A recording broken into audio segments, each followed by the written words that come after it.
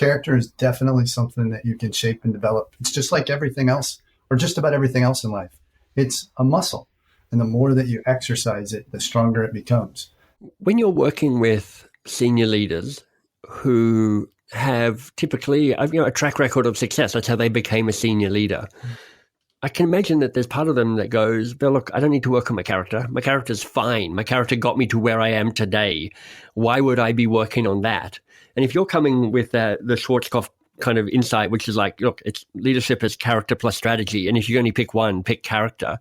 How do you challenge and work with senior leaders to start thinking about character when they may be going, I'm not quite sure there's a reason to change? Yeah, well, most of the time when people come to me, they want to do work even better than they're doing it now. Right. They're extraordinary leaders with extraordinary backgrounds, just like you've mentioned. And so most of the time they don't want to hear, don't do that. What they want to hear and what helps them is to know that they have these strengths and that they can build on them, and that every strength actually has a shadow side. Like a bodybuilder who can't scratch his or her own back because they have so much muscle. Right. And so the proposition in the kind of work I do, which is permanently elevated leadership capability, comes from leveraging strength so that it becomes even greater and winnowing the shadow sides.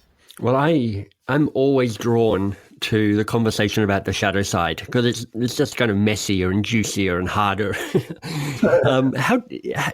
Explain to me how you help people look into the shadows, because that's, most of us have spent a lifetime doing all we can not to look at our shadows. It's like, oh, look, my shadow's behind me and I'm fine with that. Yeah, well, I think you want to do it gently, but as directly as possible, which usually means somewhat obliquely. I love that, Bill. It's like gently and directly, which means obliquely. It's like we're getting there. You may not realize that we're getting there. That's really, really beautiful. Yeah. So usually, for example, you might talk with a CEO. I'm thinking about several in the past couple of years who are genuinely wonderful, generous human beings, and people follow them in great case because of that. Right. And that generosity also bleeds into the way that they provide discipline or direction or guidance. So sometimes they're more permissive than is useful to their organizations. And so they need to understand first how much strength there is in what they're doing with generosity. Right. And then we can begin to look at, well, how that may actually contribute to some things that they don't want.